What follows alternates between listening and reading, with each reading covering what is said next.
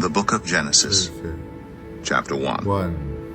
In the beginning, God created the heavens and the earth. Now the earth was formless and empty. Darkness was over the surface of the deep, and the Spirit of God was hovering over the waters. And God said, "Let there be light." And there was light. God saw that the light was good, and he separated the light from the darkness. God called the light day, and the darkness he called night. And there was evening, and there was morning, the first day. And God said, "Let there be a vault between the waters to separate water from water." So God made the vault, and separated the water under the vault from the water above it. And it was so. God called the vault sky. And there was evening, and there was morning, the second day.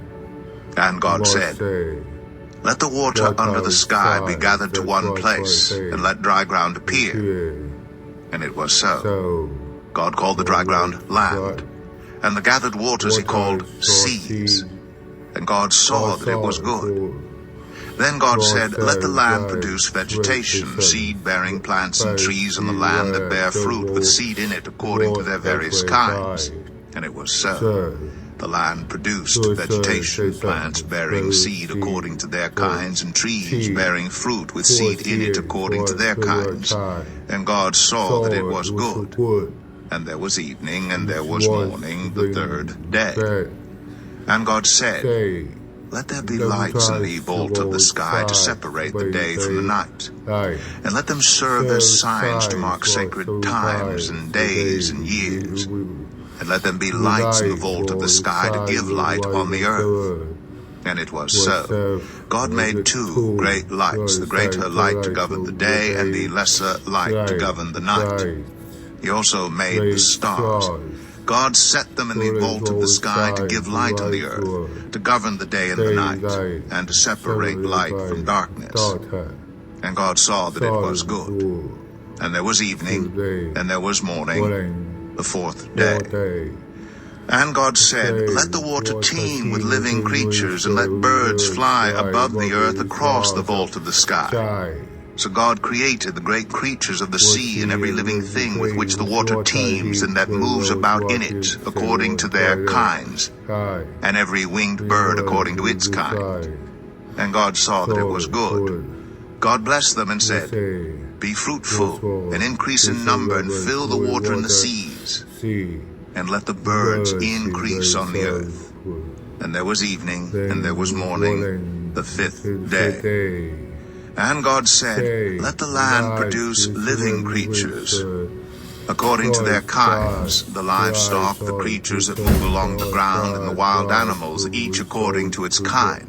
And it was so. God made the wild animals according to their kinds, the livestock according to their kinds, and all the creatures that move along the ground according to their kinds. And God saw that it was good.